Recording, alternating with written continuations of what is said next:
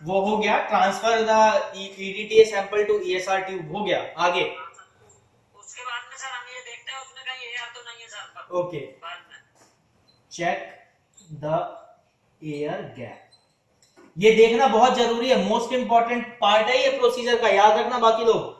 Air check करना जरूरी है कि आपके फिलिंग के टाइम पे, क्योंकि वेंट्रोब जो ट्यूब होती है वो एक तो बहुत छोटी होती है, ठीक है, और वो एक तरफ से बंद होती है, क्लोज्ड होती है, तो जो ब्लड सैंपल है अक्सर इसमें एयर गैप आ जाता है, तो आपको क्या करना है, चेक करना है कि कोई एयर गैप तो नहीं है। हाँ जी विनीत जी आगे बताइए। उसके बाद में सर एयर देखने के बाद में उसे हम अपनी किसी प्लेन या समतल जगह पे जो हमारा स्टैंड आता है ये सर वाला, हाँ उसमें लगा देते हैं उसे। Okay, leave the tube on it's stand, ठीक है, कितने टाइम के लिए छोड़ते हैं, 1 घंटा सर। 1 आवर के लिए रखेंगे। और 1 आवर के लिए साथ में कोई टाइमर वगैरह भी रखते हैं या खाली नोट डाउन करके रख देते हैं? क्या सर मैं समझा नहीं। जैसे आपने 1 घंटे के लिए रखा तो कैसे आपको पता लगेगा कि 1 घंटा पूरा हो गया? हम सर लिख के रखते हैं सर टाइम को।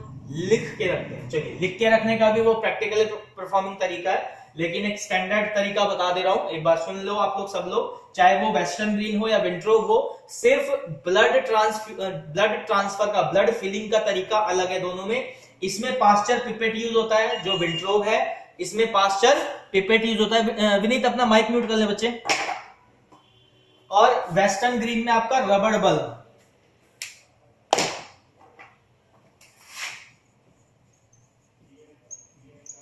ठीक है, वेस्टर्न ग्रीन में आपका रबड़ बल्ब यूज होगा। रेस्ट ईडीटीए सैंपल में आपको एक चीज देखनी होती है, आइदर आप रिपोर्टिंग में 2% कम करके रिपोर्ट दीजिए अगर आपने ईडीटीए लिया है, या तो उसको नॉर्मल सलाइन के साथ कंसंट्रेशन के साथ एक फिक्स्ड रेशियो डाइल्यूशन होता है मॉडर्नाइजेशन इन ईएसआर में, ये मैंने आपको बताया था। आप अपनी चाहें तो अभी पीपीटी खोल के ईएसआर और पीसीबी की जो पीपीटी है उसमें खोल के आप देख सकते हैं, पेज नंबर मैं बता दे रहा हूं आपको, क्लियर हो जाएगा अभी।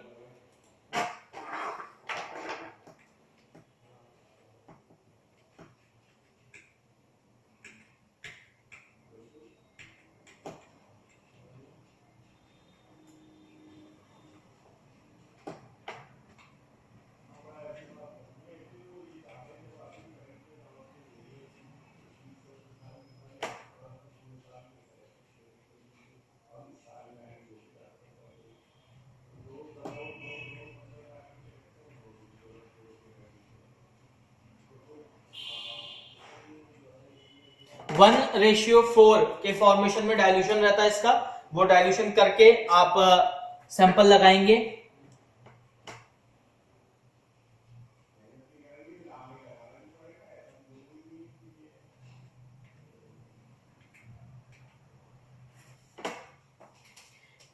एयर गैप चेक करेंगे, ठीक है, जब आपने सॉल्यूशन बना के उसको डाल दिया उसके बाद आपने एयर गैप चेक कर लिया, दोनों में एयर गैप चेक करना होता है आपको।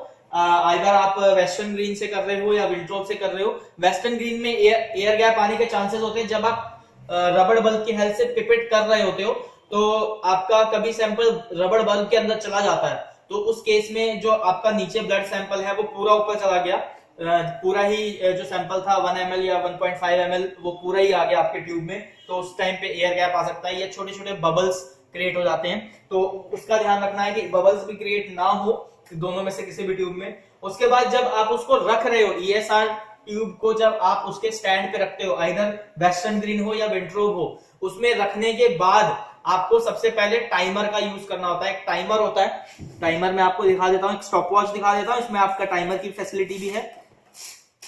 ये आपका stopwatch as well as timer दोनों का काम करता है, इसी तरीके का टाइमर भी आता है, ये दोनों फंक्शनलिटी का है। इसमें हमने 1 आवर सेट किया, बीप साउंड मिलती है, तो एक्यूरेसी, जो टाइम की एक्यूरेसी है वो परफेक्ट रहती है लैब में। तो एक आपने टाइमर सेट किया, या आपके पास आपको ये है कि भाई हमेशा आपका ध्यान रहता है, मिस्टेक नहीं होती है, तो आप टाइम भी साथ साथ में सैंपल पे लेबलिंग उसे कहते हैं कि टाइम लेबलिंग, जहां आपने सैंपल लगाया वहां पे टाइम लेबलिंग की जाती है। ईएसआर स्टैंड के सामने एक छोटा सा स्लिप एरिया होता है, वहां पे स्लिप पे टाइम लिख दिया जाता है, सैंपल आईडी लिखी जाती है, जो सैंपल आईडी है लैब आईडी है, और उसके साथ में टाइम भी लिखा जाता है कि किस टाइम पे वो लगा है, ठीक है। और एरिया जो है वो भी ध्यान रखना चाहिए कि वहां पे आसपास का टेम्परेचर जो है वो रूम टेम्परेचर ही हो, यानी 25 डिग्री सेल्सियस के आसपास ही हो, 20 से 25 डिग्री ही हो, 27 28 डिग्री सेल्सियस ना हो।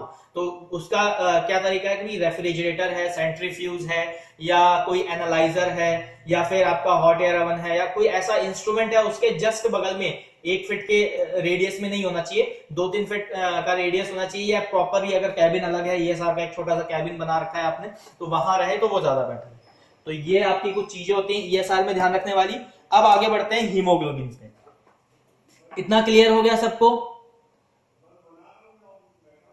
ये सर टाइमर घड़ी बताना सर, इसमें सर क्या सैंपल होगा सर, टाइम लग जाएगा सर?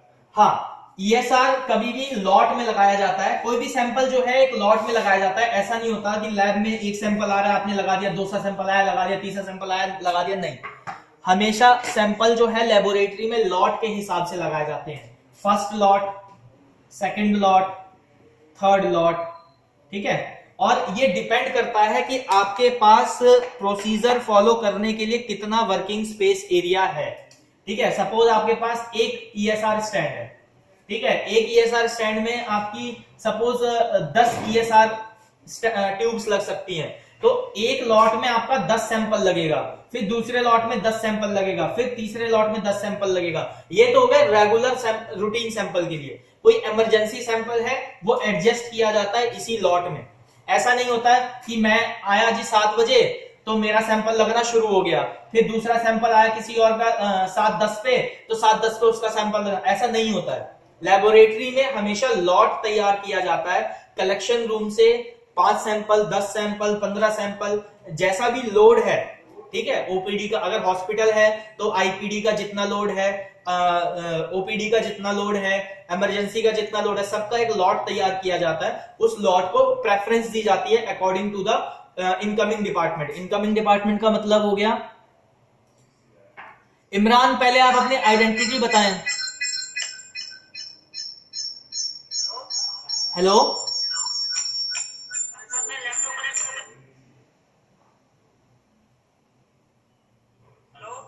हाँ जी, अच्छा, तो माइक म्यूट करके रखें साथ में।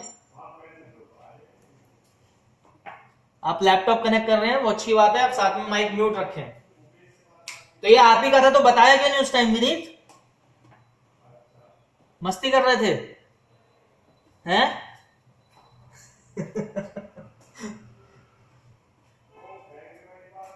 तो लॉट में, जब सैंपल लॉट में लगाया जाता है, तो लॉट में लगाने का जो तरीका होता है वो आपके पास प्रोसीजर फॉलो करने के लिए आपके पास इंस्ट्रूमेंटेशन कितना है उस बेसिस पे सेट किया जाता है कि भाई हम एक लॉट में 10 सैंपल लगा सकते हैं, एक लॉट में 20 सैंपल लगा सकते हैं, या एक लॉट में 5 सैंपल लगा सकते हैं। वो हमारा जो प्रोसीजर इंस्ट्रूमेंट्स जो हमारे पास हैं उसके अकॉर्डिंग हम लॉट को डिसाइड करते हैं कि हमारे लैबोरेटरी में कितने सैंपल के लॉट लगेंगे। आगे टेस्ट को बढ़ाते हैं। आज की क्लास थोड़ी लंबी होने वाली है क्योंकि आज की क्लास के बाद नेक्स्ट क्लास जो है वो आपका फॉर्मेशन ऑफ ब्लड सेल शुरू करेंगे कि आरबीसी, डब्ल्यूबीसी, प्लेटलेट या अदर कंपोनेंट्स कैसे कैसे बनते हैं हमारी बॉडी में। तो इतना पार्ट आपको कम से कम क्लियर होना चाहिए ब्लड से रिलेटेड, तो आप बता पाओ। HB, अब जिससे पूछूंगा वही बताएगा। प्रिया पाल, हीमोग्लोबिन की फुल फॉर्म क्या होती है? क्या सर? हीमोग्लोबिन की फुल फॉर्म क्या होती है?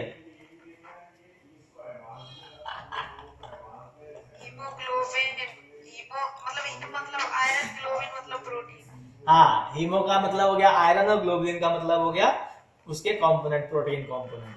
अच्छा, हीमोग्लोबिन जो है वो कौन कौन से 2 मेथड से लगाया जाता है?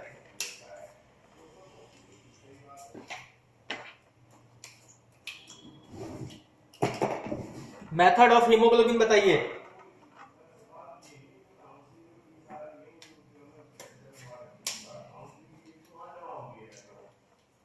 बोलिए जी, method.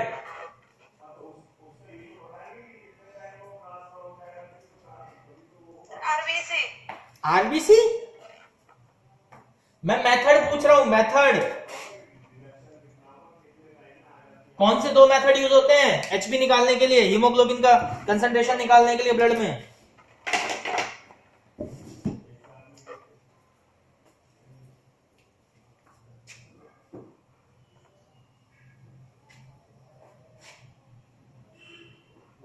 Anjali Rajput, yes sir. 2 method के नाम बताइए कौन कौन से हैं हीमोग्लोबिन निकालने के लिए। Sir capillary culture. Blood collection थोड़ी पूछ रहा हूं बच्चे में। Method of haemoglobin, haemoglobin.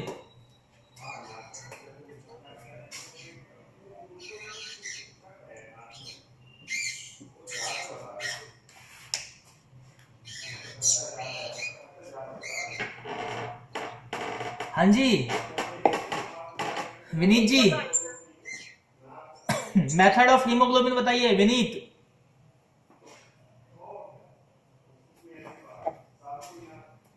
मुझे आपकी आवाज क्लियर नहीं आ रही है, मेथड ऑफ हीमोग्लोबिन बताइए।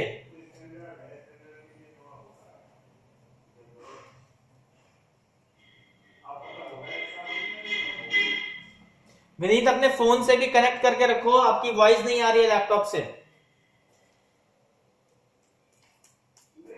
हाँ जी रानी जी, मेथड बताइए हीमोग्लोबिन के। फर्स्ट मेथड, कौन सा मेथड? आयुष, नहीं सर, साइनी मेथड। सहालीज, एक हो गया सहालीज और दूसरा साइनी मेथड साइनोमिथ। क्या बोलते हैं? साइनोमिथ। हाँ, एक होता है सहालीज। दो ही मेथड मेजर होते हैं, उसके बाद आपका आजकल एचपी ड्राई बायोकेमिस्ट्री से भी निकल जाता है। किट आती है, जैसे शुगर की किट होती है ना, वैसे आती है किट, उससे भी निकाल सकते हो आप। चलो, 2 मेजर मेथड होते हैं जो लेबोरेटरी में यूज किया जाता है, और ऑथेंटिकेट मेथड होता है आपका साइनोमिथ मेथड।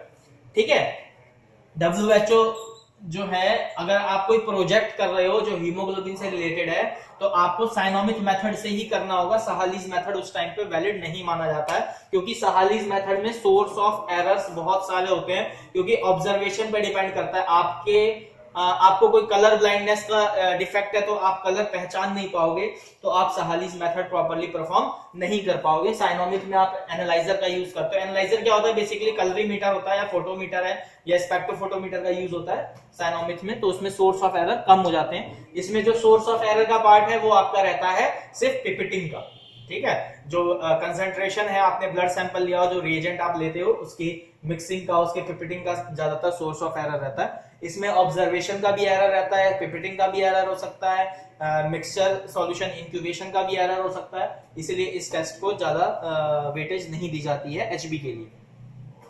अब बात कर लेते हैं विनीत जी, आप बताइएगा।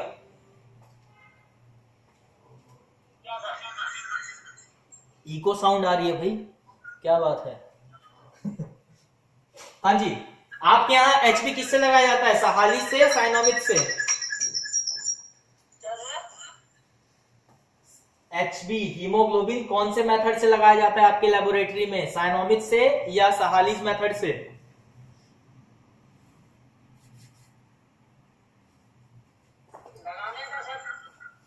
जी,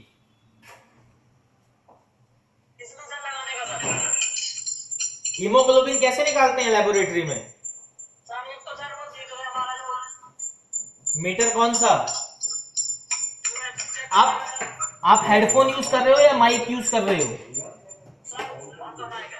फोन का माइक है, इको साउंड आ रहा है। एक काम करो, रुको जरा। लैपटॉप बंद नहीं करना पड़ेगा। हाँ अब सही है, छोड़ो, हो गया। अब बोलो। लैपटॉप तो काम नहीं चला रहा। हाँ, लैपटॉप से इको साउंड बहुत ज्यादा जनरेट होता है। अब बताइए मेथड में, सहालीज मेथड बताइए। सही मेथड है सर वो तो। जी,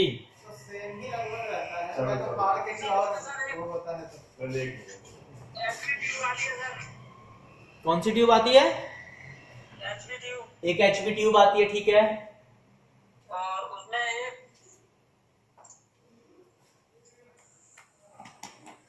सहालीज का प्रोसीजर बता रहे हैं आप? एक वो आती है, ड्रॉप आता है सर। ठीक है, एक ड्रॉपर हो गया, एक आपका एचपी ट्यूब हो गया, ठीक है। आगे? एक ड्रॉपर हो गया, और एक एचपी ट्यूब फंसाने वाले जो वो डिब्बी सी आती है वो है। क्या बोलते हैं उस डिब्बी को? नाम नहीं पता सर क्या बोलते हैं। पढ़ी है लेबोरेटरी में अभी? लेबोरेटरी में पड़ी हुई है, रखी है वो? रखी है सर लैब में। जरा निकालो और पढ़ो तो क्या लिखा हुआ है उस पे।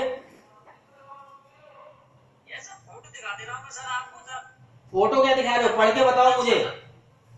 देखो उस पे लिखा हुआ है नीचे, क्या लिखा है उस पे? इसमें सर कुछ नहीं लिखा है, इसी का नाम लिखा है सर सैली। हाँ सहाली से आगे नीचे और क्या लिखा है? थर्मोमीटर है सर। हाँ तो वही तो होता है ट्यूब, फिर क्या डब्बी से बोल रहे हो उसको? माचिस की डब्बी है वो, आग लगानी है कहीं?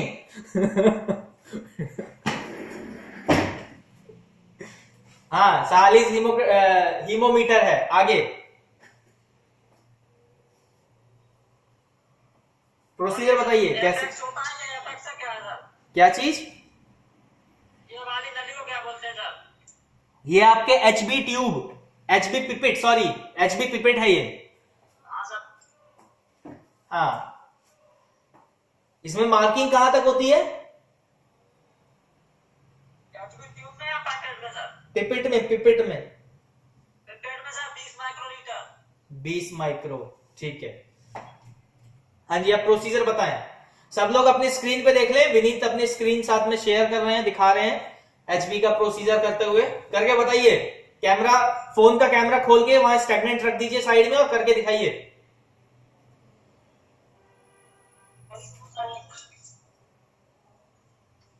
ये है सर हमारी एचबी ट्यूब का पूरा बॉक्स सर। पूरा किट, हाँ ठीक है, किट बॉक्स हो गया। सबको दिखाई दे रहा है? प्रिया, रानी, सब? हाँ ठीक है, शुरू करें विनीत? शुरू करें सर? हाँ शुरू करें।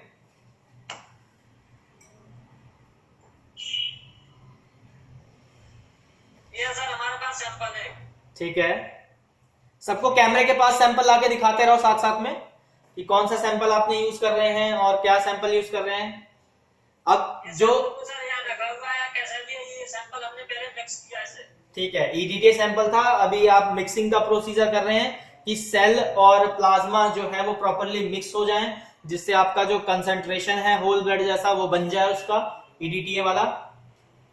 अब मिक्स करने के बाद उसके बाद में सर ये एमोमीटर लिया सर और एचबी पैकेट ली सर। हाँ फिर आपने हीमोमीटर लिया और साथ साथ में उसमें एचबी ट्यूब डाल दी अंदर। ठीक है, जो स्पेस है उसमें आपने एचबी ट्यूब डाल के रख दिया। और ये सर ये इसका N/10 ये सर होता है सर इसका कंसंट्रेशन हाइड्रोक्लोरिक एसिड का HCl का N/10 कंसंट्रेशन का आपने लिया। हाँ जी। उसके बाद में सर इसमें सर जितना हमें थोड़े से थोड़ा लेना है सर इसे। थोड़ा सा थोड़ा नहीं होता है विनीत, उस पे आप ध्यान देना। मार्क 2, उस ट्यूब में देखो 2 मार्क लिखा होगा, ट्यूब को उठाओ 2 लिखा होगा एक जगह, तो 2 मार्क तक आपको HCl फिल करना होता है। ठीक है, हाँ सर। तो आपने 2 मार्क तक HCl फिल कर दिया। थोड़ा से थोड़ा नहीं बोलना है, 2 मार्क तक बोलना है। माउथ पिपेटिंग थोड़ा अवॉइड किया करो, माउथ पिपेटिंग वगैरह कोशिश करो कि ना हो। अच्छा सर। ये सर सैंपल हमने वो मिक्सिंग करने के बाद में थोड़ा सा 20 माइक्रोलीटर तक इसमें लिया था पैकेट में। हाँ, जो एचबी पिपेट है वो 20 माइक्रोलीटर मार्क्ड होती है, वहां तक आपको 20 माइक्रोलीटर तक मार्क तक आपको लेना है। और एक्स्ट्रा ब्लड है उसको वाइप आउट करना है with the help of tissue paper. और उसके बाद आप प्रोसीजर देख पा रहे हो, विनीत अभी परफॉर्म कर रहे हैं आपके लिए लाइव। ये सर हमारा 20 माइक्रोलीटर हो गया सर पैकेट में। जी ठीक है।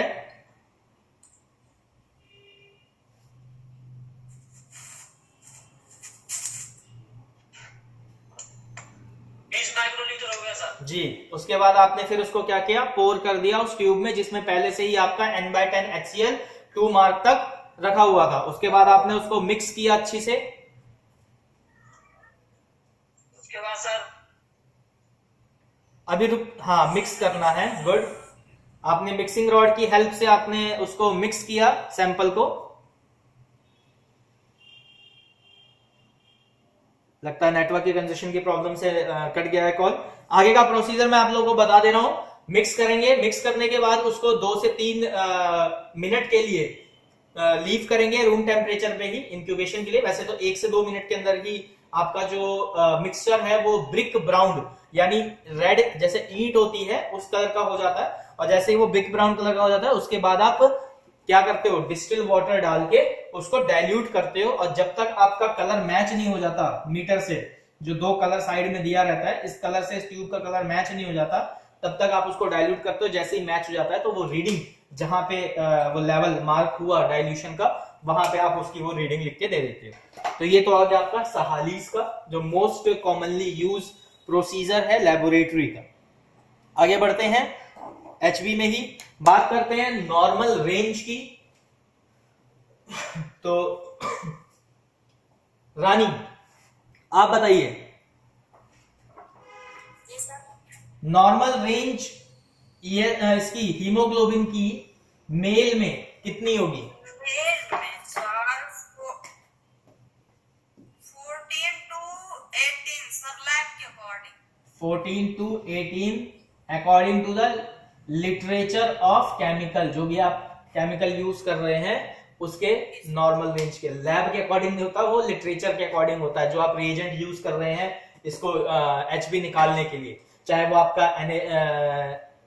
HCl आप कंसंट्रेशन यूज कर रहे हैं, या आप यूज कर रहे हैं कोई हिमोक्रेटिक में कोई सॉल्यूशन यूज कर रहे हैं, या आप एनालाइजर में एचबी लगा रहे हैं, क्योंकि अलग अलग एनालाइजर हैं तो उसके अलग अलग केमिकल्स होते हैं, उसके अलग अलग अपनी अपनी लिटरेचर और नॉर्मल रेंज रहती है। तो मेल में हो गया 14 से 18, और फीमेल की बात करें तो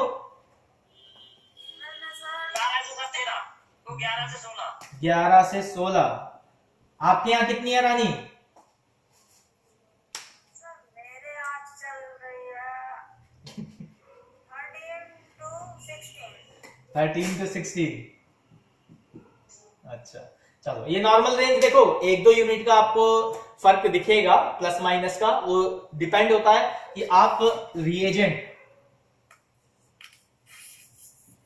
कौन सा यूज कर रहे हैं, कौन से एनालाइजर में लगा रहे हैं या मैनुअली कर रहे हैं, ठीक है, तो उसमें थोड़ा सा फर्क आ जाता है। तो नॉर्मल रेंज आपको साथ में अपनी बतानी होती है कि भाई हमारे लेबोरेटरी में ये रिएजेंट यूज हो रहा है, इस कंपनी का रिएजेंट है और इस कंपनी का एनालाइजर है, उसके बेसिस पे हमारी जो नॉर्मल रेंज है वो ये लाई कर रही है।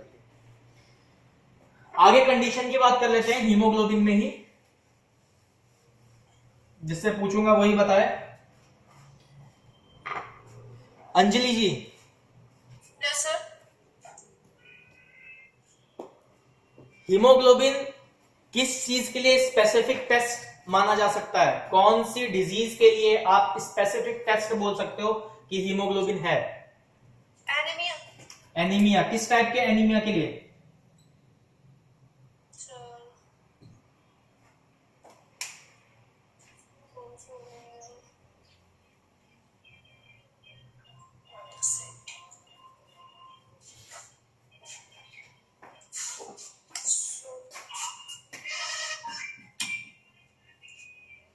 आयरन डेफिशिएंसी बोल सकते हैं।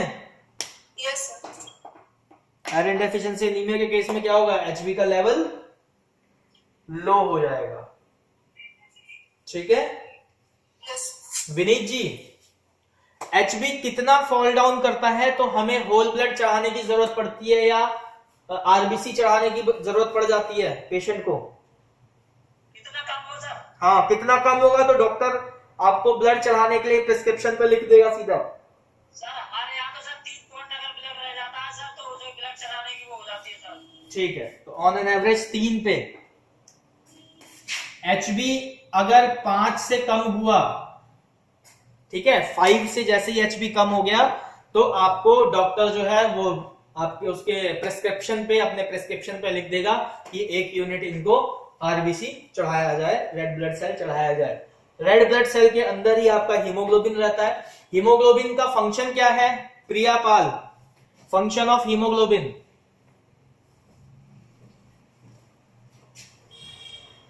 प्रिया आवाज आ रही है? फंक्शन ऑफ हीमोग्लोबिन बताइए, हीमोग्लोबिन का फंक्शन।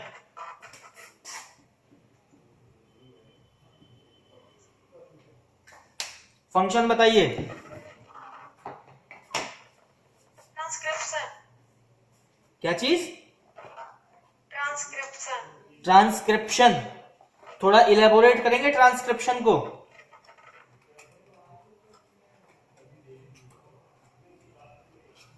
फंक्शन ऑफ हीमोग्लोबिन में आपने बोला ट्रांसक्रिप्शन, थोड़ा इलेबोरेट कीजिए ट्रांसक्रिप्शन को।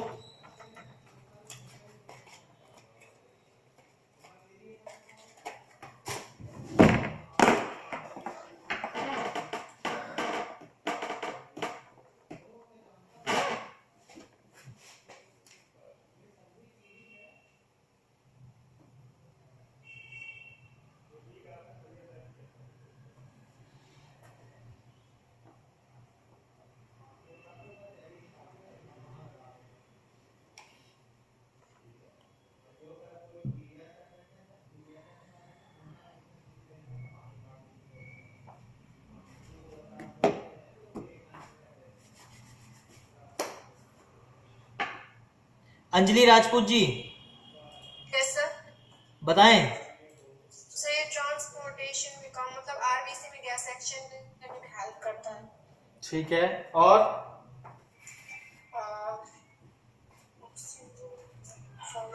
ऑक्सीजन कैरी करता है, ऑक्सीजन और कार्बन डाइऑक्साइड कैरी करने की जो बॉन्डिंग होती है वो आपकी एचबी के हेल्प से ही होती है। आयरन कंटेन करता है आपकी बॉडी में, और फॉलिक एसिड कंटेन करता है, विटामिन भी कैरी करता है ये साथ में। तीन का मेजर कॉम्पोजिशन होता है ना आरबीसी का, जिसमें से एचबी की जो बाउंडिंग्स होती है वो कई सारी चीजों के साथ रहती है। और आरबीसी को कलर प्रोवाइड करने वाला पार्ट क्या है? हिम पार्ट है, ठीक है। यस चलो आज की क्लास इतना ही खत्म करते हैं। एचबी में कुछ खास और है नहीं। एचबी बढ़ जाता है तो बहुत सारी डिजीज कंडीशन है, एचबी कम हो जाएगा तो बहुत सारी डिजीज कंडीशन है। तो ये सब आप लोगों ने पढ़ा हुआ है, इसका टेस्ट में पूछ के कोई फायदा भी नहीं है। एक बात पूछनी है। हाँ पूछिए। सर वैसे अपने किसी किसी का एचपी चेक किया हो कि बाजू इंसान का 20 पॉइंट कैसे हो जाता है सर? दोबारा बोले अपना क्वेश्चन एक बार। ऐसे 2-4 पेशेंट ऐसे आए उनका हो हाँ, ब्लड हो जाता है सर, उसका मतलब क्या है सर? एचपी 20 पॉइंट निकलता है। एचबी किसी का आ रहा है 20 हाँ सर। और किसी का 25, मतलब नॉर्मल रेंज से बहुत हाई आ रहा है। जी सर। हाँ, तो उसमें आपका जो एचबी बढ़ गया, हीमोग्लोबिन जब बढ़ गया तो उसमें डिजीज कंडीशंस होती हैं आपकी। वो डिजीज कंडीशंस डॉक्टर चेक करता है, ठीक है। और हीमोग्लोबिन का बढ़ने का सबसे जो मेजर रीजन रहता है वो होता है बोन मैरो इन्फेक्शन। अगर बोन मैरो इन्फेक्शन हुआ, क्योंकि सेल प्रोडक्शन, जब मैं बताऊंगा आपको, सिखाऊंगा कि सेल कैसे बनता है स्टेम सेल से, उस टाइम पे आप समझेंगे कि हीमोग्लोबिन का क्या इंपॉर्टेंट रोल होता है, कि वो कैसे कैसे कैरी करता है। एक डायग्राम मैंने आपको हीमोग्लोबिन का दिखाया हुआ था, जो किस तरीके की चेन होती है, अल्फा और बीटा चेन होती है हीमोग्लोबिन में लगी हुई। और वो अल्फा बीटा चेन में बहुत सारे कंपोनेंट्स जुड़ते हैं, जिसकी वजह से जो आपको रेड कलर भी प्रोवाइड होता है, और अदर फंक्शंस और मैन्युफैक्चरिंग ऑफ सेल, चाहे वो आरबीसी हो चाहे वो डब्ल्यूबीसी हो, ठीक है, इन सब में बहुत बड़ा इंपॉर्टेंट रोल प्ले करता है आपका हीमोग्लोबिन। तो हीमोग्लोबिन बढ़ जाना is also you can say that कि जब हीमोग्लोबिन बढ़ गया वो भी एक डिजीज कंडीशन है। हीमोग्लोबिन कम हो गया तो वो भी एक डिजीज कंडीशन में आ जाता है, ठीक है। अगर किसी में बहुत ज्यादा प्रोटीन की मात्रा होगी, बहुत ज्यादा आयरन की मात्रा हो जाएगी, तो आपका जो ब्लड का कलर है वो बढ़ जाएगा। देखते होगे आप किसी का जो कलर होता है ब्लड का वो बहुत ज्यादा डार्क रेड होता है, ठीक है। तो उस कंडीशन में उसका हीमोग्लोबिन कंसेंट्रेशन क्या होगा, वो बहुत ज्यादा हाई आएगा, ठीक। तो ये एक बहुत सारी कंडीशंस हैं। आप जब आगे उसमें पढ़ोगे एबनॉर्मल हीमोग्लोबिन में, एबनॉर्मल हीमोग्लोबिन का जो कॉन्सेप्ट मैंने दिया हुआ था आपको पेज नंबर 47 पे, जो पीडीएफ नोट भेजी हुई है आप उसमें देखना कि HbA2 जो टाइप होता है हीमोग्लोबिन का, HbA1 और HbA2 दो कंसेंट्रेशन टाइप होता है, जिसका जो नॉर्मल रेंज है वो 97% और 2.5 से 3.0% रहती है। तो वो कैसे कैसे वर्क करता है, आपका कब कहाँ पे किस फॉर्मेशन में जो प्रोटीन चेन है वो चेंज होती है, ये सारा आपका बायोलॉजिकल है, मतलब 11th-12th का टॉपिक है। जो सेल्स वगैरह का जब आप पढ़ोगे उसमें तो आपको क्लियर हो जाएगा। ओवरऑल अगर मैं एक मोटा बात कर लूं कि भाई हीमोग्लोबिन बढ़ा हुआ होगा तो उसमें क्या क्या कंडीशन फैक्टर करेंगे, तो जो भी हीमोग्लोबिन कैरी कर रहा है, ठीक है, वो जिस प्रोटीन चेन से बना हुआ है उसमें अल्फा बीटा बॉन्ड कौन कौन से हैं, उसके कंसेंट्रेशन के बेसिस पे ही वो डिपेंड करेगा कि आपको आरबीसी का क्या कलर दे रहा है, कि बहुत ज्यादा डार्क कलर दे रहा है कि बहुत ज्यादा कम लाइट कलर दे रहा है। तो आई होप कि अभी समझ में आया होगा विनीत आपको। सर जी बताएं आशा, आप क्या कहना चाह रहे हैं। मेथड बता दी, एक सहालीज मेथड होता है और एक साइनोमिट मेथड होता है। दोबारा रिवाइज करा दे रहा हूं, एचबी का हीमोग्लोबिन जिसे हम बोलते हैं, हीमोग्लोबिन जो है आपका आरबीसी के अंदर होता है और हीमोग्लोबिन में अल्फा बीटा चेन होती है। हिम मतलब होता है आयरन पार्ट और ग्लोबुलिन मतलब उसका फॉर्मेशन का पार्ट हो गया, अदर प्रोटीन्स और उसके साथ की अटैचमेंट्स। जो हीमोग्लोबिन है वो आपको आरबीसी को रेड कलर देता है और साथ ही